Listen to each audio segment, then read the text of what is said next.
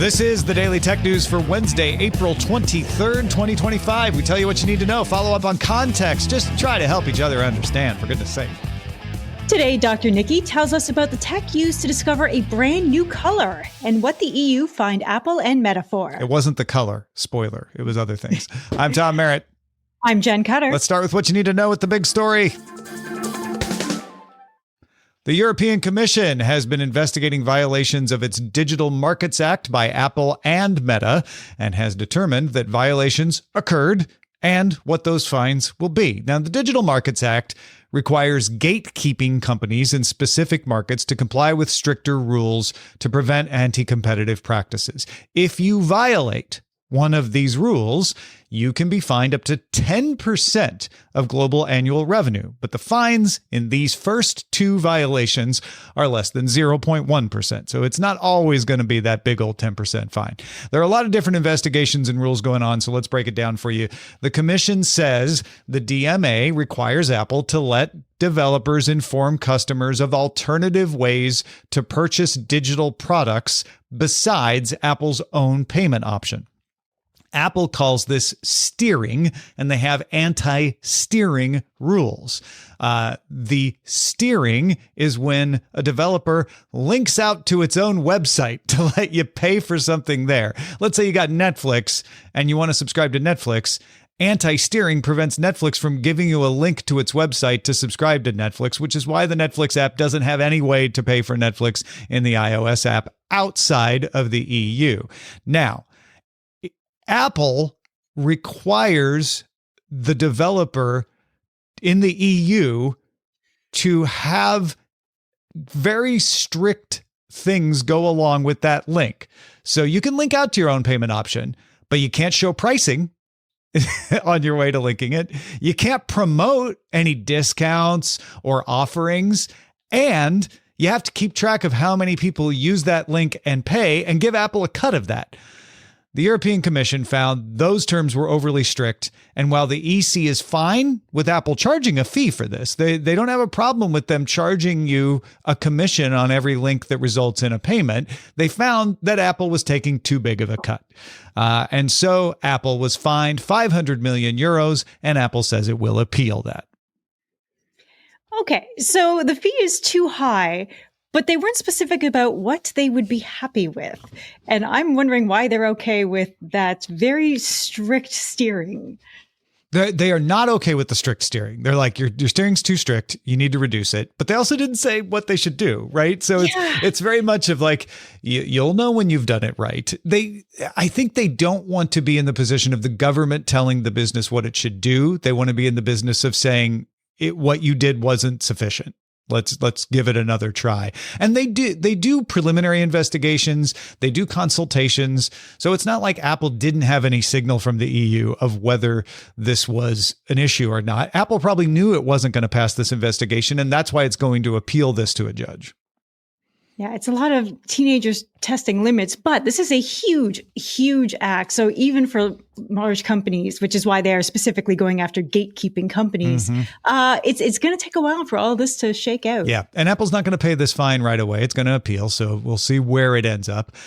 There's also, we're still on Apple. We haven't even got to Meta yet. There's a separate investigation going on where the EC issued a preliminary finding that Apple did not properly implement the option to let developers offer alternative ways to download apps outside the App Store. And again, Apple does allow this. It's just how they're allowing it that the EC has a problem with. This is a preliminary finding, so Apple has a chance to respond and maybe change the final ruling. Apple charges a fee for you to offer a download outside of the App Store, a commission on your downloads. Developers must meet strict security requirements to provide third-party app stores, to provide side loading. And the EC, again, believes the requirements are too strict and the fee structure is too high. Apple charges 50 cents per app for downloads after the first million, although there are certain kinds of apps that are exempt from any kind of fee. The commission also believes Apple makes it too difficult for users to find and install third-party apps and app stores. So Apple has a chance to respond to this preliminary finding before it's finalized and before the EC determines what kind of fine, if any, should be involved in this. Finally, on Apple, The EC closed its investigation into Apple's implementation of browser choice rules, finding them sufficient, saying, yeah, we looked at it, no violation. You're good there. Apple's browser choice is fine. All right, let's move on to Meta. Meta attempted to comply with requirements that users give consent to receive targeted ads by giving European users the option to pay a subscription fee to get its product without ads.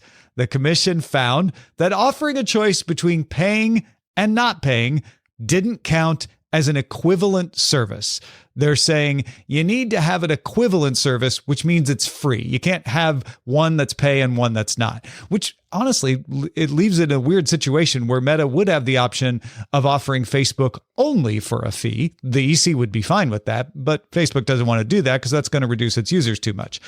Meta has changed the policy it's being fined for already. They just changed it too late. They now offer a less personalized ads option for free that shows ads based on context, what's on the page, rather than personal information. And the EC is looking at whether that complies as well. But for the earlier policy of you either pay or you get targeted, Meta was fined 200 million euros and ordered to cease and desist, though it already changed it. The new policy is still being evaluated for compliance. Meta says it will appeal this $200 million fine as well. And in a separate investigation, the EC dropped its look into Facebook Marketplace because it doesn't meet the definition of a gatekeeper. There's not enough business users of Facebook Marketplace in the EU, so they no longer have to comply with DMA regulations on that. Which also sounds like some solid shade. I know that's not the point.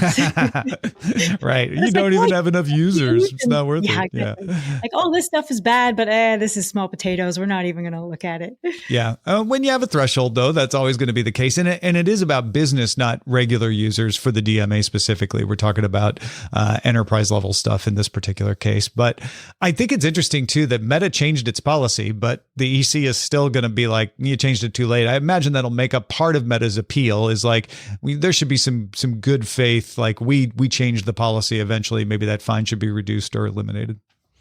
Yeah, it's the whole teenagers thing. It's like, well, I emptied the dishwasher, I just didn't do it when you said. It's like, okay, like you're still going to have to answer for that a little bit because you knew it was wrong. You could also characterize it as the EC having said comply with this rule. Facebook did it. The EC said we don't think that complies. Facebook said, oh, okay, we'll change it. But then the EC fined you for not guessing right in the first place. Kind of depends on where you sit, right?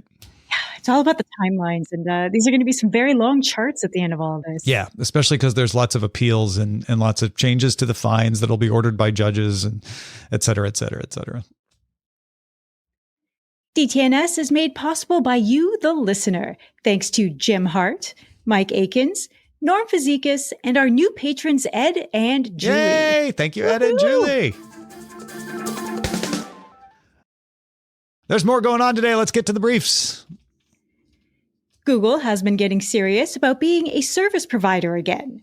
Its Google Fi developments have begun expanding again, and it's working on a more competitive offerings in wireless as well. Google Fi just added an unlimited essentials plan for $35 a month.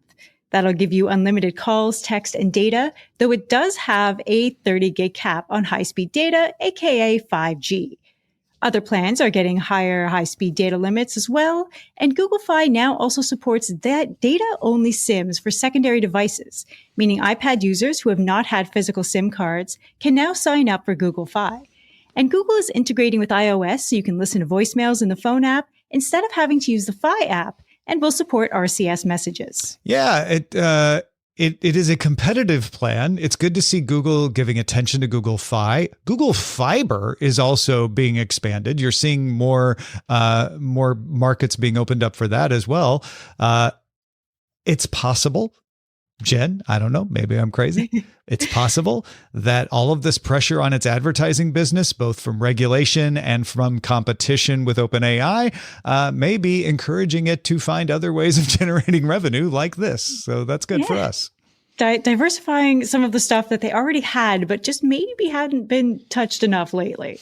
I know we got a lot of Google in the news today, but it's all important for understanding this landscape out here because Google's such a behemoth. The remedies hearing is happening in the case where Google was found by Judge Meta to have abused its dominant position in search text advertising.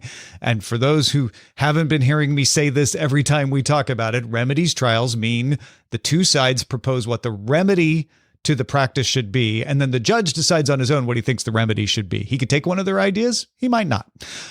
In the case of this, Google is going to appeal. So whatever remedy has come up with may not even ever go into place. And whether it will or not is probably going to be put off for years. Anyway, during the hearing, OpenAI's ChatGPT chief Nick Turley was asked by the U.S. Department of Justice attorney that if the judge accepted the DOJ's suggestion that they get rid of Google Chrome, would OpenAI be interested in buying it? And Turley said, as you might expect, yes, we would, as would many other parties. He then went on to speculate how awesome it would be if OpenAI could integrate ChatGPT into Chrome, how worried the company is about distribution, given that other big companies like Google control major distribution points like Chrome.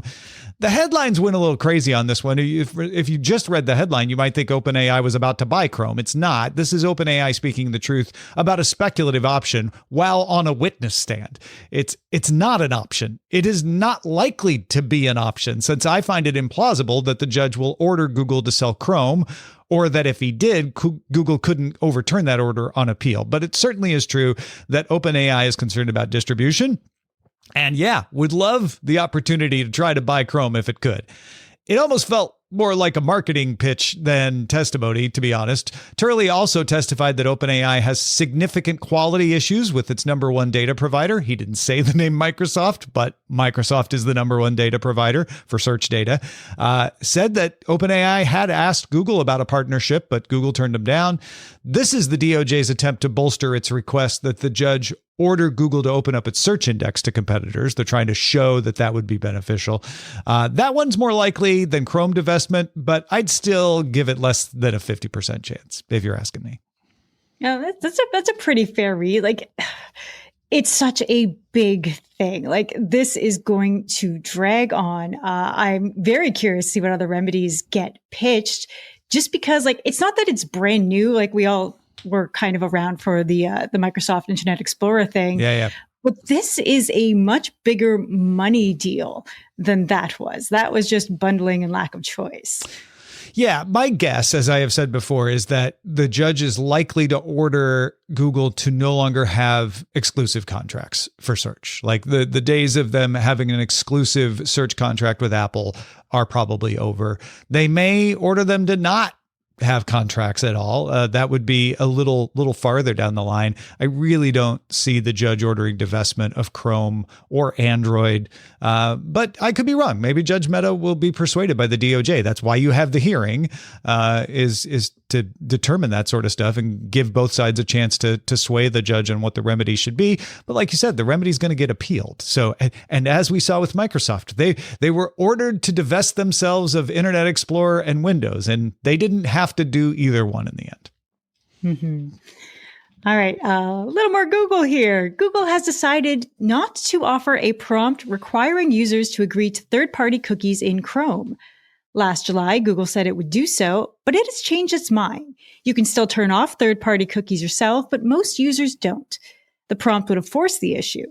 This follows Google changing its mind about killing all third-party cookies in Chrome and essentially ends its plans to make Chrome more private. Yeah, man. As the worry about the ad market increases, the willingness to do something that affects your ad market goes away. And a lot of people said, I don't believe Google will ever make these changes. And turns out they are right later on, that Google is about facing on this kind of third-party cookie privacy protecting stuff. On the other hand, there's a lot of laws that are governing third-party cookies around the world, especially in the European Union and in California. So, there may be some of that saying, well, we just follow the law now. We don't have to voluntarily do anything. YouTube turned 20 years old on Wednesday and announced some new features. 4 times playback is rolling out to YouTube Premium subscribers on mobile. YouTube TV, which is the cable-like service, different from regular YouTube, is going to let users do side-by-side video of non-sports channels. They already do it for sports, and that's coming in the coming weeks. And Multiview, where you can have 4, is coming in the coming months. Paying users for both YouTube Premium and YouTube Music get Ask Music, which lets you describe the music you want to hear and get a playlist in Android and iOS apps for English, at least right now. Later this summer, the YouTube app for TVs is getting a redesign. This is not YouTube TV, but the regular YouTube app that you watch on a TV. YouTube says it'll have easier navigation, playback, quality tweaks, plus streamlined access to comments, channel info, and subscribing. According to some of the stills they put out, the controls are going to move under the seek bar. All the controls move to the right underneath. All the non-playback controls move to the right underneath. So you don't have to try to skip above the bar to access them. That'll be easier. Title and other details are moving to the upper left, so you have less clutter down at the bottom. And finally, creators are going to get the ability to leave voice comments as replies later this year. YouTube turning 20 aged me a bonus 20 years. Next year, it can drink in the US. My God. Yeah. Like back in the day, YouTube changed my life from being just a print journalist to ending up on television and everything. And it's crazy to see how it's grown. But in terms of Google fixing neglected thing, oh man, did that TV app need some help? Yeah, no, it's been getting better and better. And this looks like it's really going to help a lot. Nintendo said Wednesday it cannot fulfill all the pre-order applications it got in its Japanese store. On Nintendo's Japanese X account, President Shintaro Furukawa said it received 2.2 million applications, which, quote, far exceeds our expectations and far exceeds the number of Nintendo Switch 2 consoles that can be delivered from the My Nintendo store on June 5th. The original Switch sold 360,000 units in Japan in its first month. Now, those who don't get chosen in the lottery to receive an order will be entered into a second lottery. Sales from third parties in Japan begin Thursday, April 24th, which is the same day pre-orders begin in Canada and the US. Yeah, some of this is them being shocked that there's gambling going on in this casino. But also, I think there's a lot more people probably ordering for resale, because it's going to be harder to get these around the world. There's a lot of more complications to the supply chain. So 2.2 million applications is no small number. A lot of people want it. It's pretty big. Like you're hitting Wii levels of hype. And because the original Switch was kind of a slow starter. Yeah. But now that everyone knows, okay, we like the Switch, we like where it's going. Now we get a mouse. Now we get the games we like, but better. Yeah, this is going to be an issue worldwide. I took over a year to get a PS5 just because there weren't that many in Canada. Yeah, no, there weren't that many anywhere for a while. It took me a little work to get one myself. I don't know when I'll get a Switch 2. I'm sure we'll get one eventually, but I don't think I'll be able to get it out the door. Same. Lenovo is using ambient photonics dye-sensitized solar cells in a keyboard. Ambient thinks that its cells are 3 times as efficient as the kind you see in solar-powered calculators, and their goal is to match the price of existing batteries so that you just have solar power in your devices. Ambient told Bloomberg it has shipped its solar cells not only to Lenovo, but 3 or 4 other major customers. The cells are not yet powerful enough to use in phones, but they can power smaller devices like a keyboard, but also a mouse or a camera. Lenovo did not comment on what exact keyboard it is going to use these solar cells in, so keep your eyes out for that. Counterpoint Research estimates that SK Hynix now holds 36% of the DRAM market, passing Samsung to become the world's largest supplier of RAM. SK Hynix specializes in high-bandwidth memory chips used in data centers for generative models. Samsung has resumed the rollout of One UI, One UI 7. Remember, it paused it because of reports of some users in Korea unable to unlock their phones after the update, so hopefully that's fixed. And 3 Meta-related product updates. Live translation is rolling out to Meta's Ray-Ban smart glasses. WhatsApp introduced advanced chat privacy that lets users opt in to prevent any participant chat from sharing the contents of the conversation. And Threads is now open to taking ads from advertisers worldwide. Yeah. I guess that last is a product update for advertisers, not for end users so much. But yeah, well, there's a lot going on in the ad world, so we'll see if there's any new controversies from there. But I am mostly looking forward to seeing test of the live translation in the actual wild. That could be a game changer if it works really well. We'll see. Those are the essentials for today. Let's dive a little deeper into that ongoing story about a new color. Scientists have reported they have discovered a new color that no one has seen before by stimulating the cones in people's eyes. But they also say you can't reproduce the color without shooting lasers into your eye too. So is this really a color? We decided to ask Dr. Niki to explain. Niki, thanks for joining me. Thanks for having me. Can't wait to talk about something fun. Yes. New colors. Not a bad thing. So this was published last week in the Journal of Science Advances. They used lasers to stimulate the eye, and 5 people were able to view a color that they are pretty sure nobody has ever been able to see before. How did they do this? Well, they used a very cool name is what they did. They used a technique that they called Oz, which is basically an array of optic setups and lasers to, and this is the really, really cool part about this, is they were able to optically stimulate individual cells in the eye's retina. So these are cells that can sense light. They're called photoreceptors. And the best part about this is that they were able to stimulate multiple photoreceptors at once. So theoretically, this would allow your brain to display colors that are beyond the known gamut of human color vision. And that's because in normal human vision, any light that comes into the human eye will stimulate some certain photoreceptors called M cone cells. Those are responsible for blue. And those M cones will always activate at the same time as neighboring cells, L and S cones that are responsible for red and green light waves.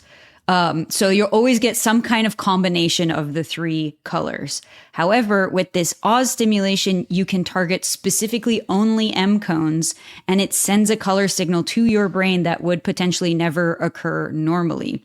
So people have targeted M cones before, but only 1 or 2 cones at a time, whereas in this technique, they are doing it over a pretty large area of the eye. This sounds like local dimming in TV display technology, but for your eyes. Like, that's a way to see it. Yeah, it makes perfect sense where you're like, sometimes you have a little bleed in the signal basically into the other cones, whereas this is laser focused, literally. So that you're only stimulating a cell that would never happen in regular life. What's the technology behind doing that? I assume it's not like a laser pointer. They just point at your eye. No, right? It's not what they're doing in Clockwork Orange. It's different. Yes, good. That's good to know. So I get to use lots of fancy words for this one. It is called optic scanning light ophthalmoscopy, also. Basically lasers, but really precise lasers. So it's actually really clever the way that they did this. So first they'll image the person's retina of the volunteer, and they'll determine about 1,000 different cone cells. They're not doing the whole retina, but they'll pick out 1,000 of them and specifically pick which ones are the M cones, so that they know. They base this on shape. So they're mapping it out, basically. Yeah, they make a little map, and then they use 100,000 laser microdoses per second and fire that at each cone cell. And this is a single monochromatic light, so it's a green laser, like the classic laser. I don't recommend doing this at home. No. They have a very specific setup. Don't do this at home. But what they were able to do with this is they produce these hues from this Oz technique. This is what the Oz technique is made up of. And to make sure that the hues that they're producing were working, they asked their participants to perform color matching experiments. So I don't know if you've played this game, Hues and Clues, this board game. Basically, the participants will look at a map of different colors and place what they're seeing on the map. So that's just how they verify that this is even working at all. Okay, so and they confirm that it works. They're hues and cusing it until they see that there's agreement, I guess, of like So there'll be certain oranges, certain reds, and they're all pretty much in agreement. Okay, so then how do we get to a new color? Yeah, so this new color's named Olo. apparently is inspired from the binary 010. Okay. And I will say that 5 of the co-authors are the people who volunteered for the experiment, probably because it's hard to get people to volunteer to get lasers zapped into their eyes. And they reported that... It's a small circle of trust here. Yeah, I get it. And they do benefit from this. So yeah. They reported that Olo appeared all to them as this bluish green teal color. And it was, and I quote, unprecedented saturation. So in order to get it to match anything that they had that was matchable, that was within the previously known color that humans had, they would have to saturate it, unsaturate it a lot more and add white. So they were basically targeting something that they knew they could get, but they didn't know what color it was going to be. And so humans, right. I guess it makes sense too. If you normally are mixing cones to produce it, when you eliminate the mix, saturation would go way up. Yeah. That makes sense to me. Yeah. How do we know this is really a new color and not just like a really refined version of an existing color? And that is the question. So like I said up top, the real technological feat here is being able to stimulate a lot of specific cone cells all at once. That's really, really, really cool. People are debating, however, whether Olo is actually a new color. One of the reasons for that is because perceived brightness of colors depends on an individual's cone sensitivity. So if they had gone for red, more people have different levels of sensitivity to red, and maybe, we just naturally see different levels of red, and people are seeing Rolo or whatever at the time. So some other researchers are not convinced that this technically counts as a new color and that it may be a bit of a, clickbait kind of title. But the point is that we were able to do this technique. So I still think that's pretty cool. And we need maybe more people to be able to see this color. So far it's only the authors of the publication.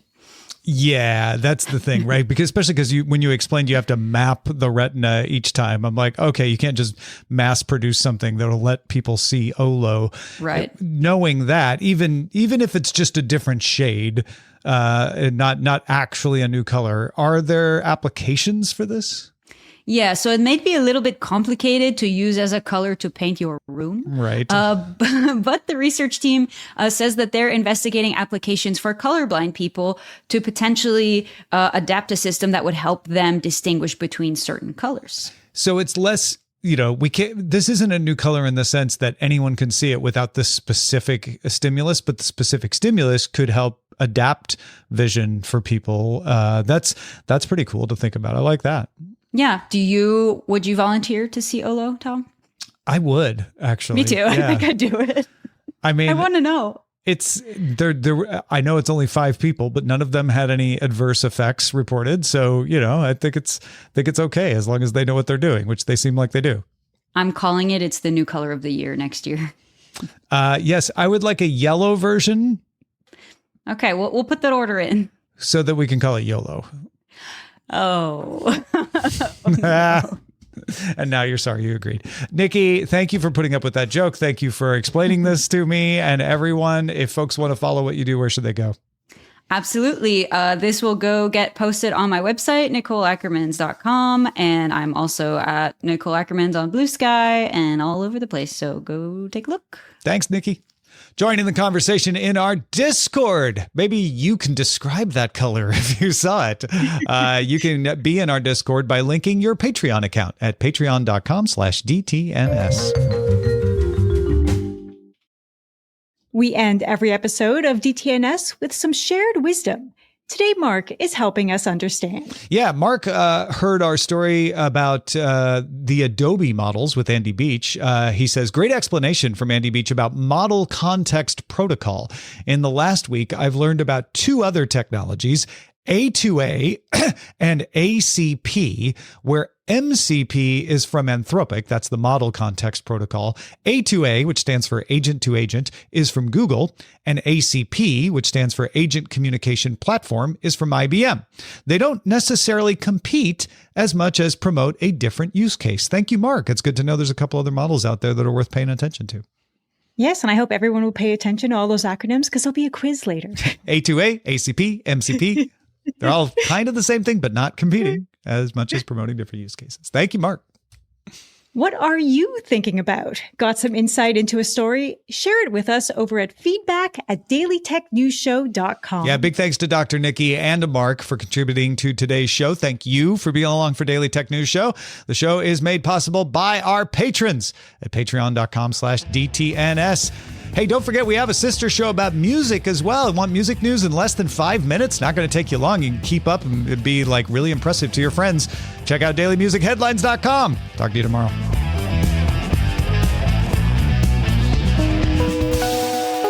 The DTNS family of podcasts, helping each other understand. Diamond Club hopes you have enjoyed this program.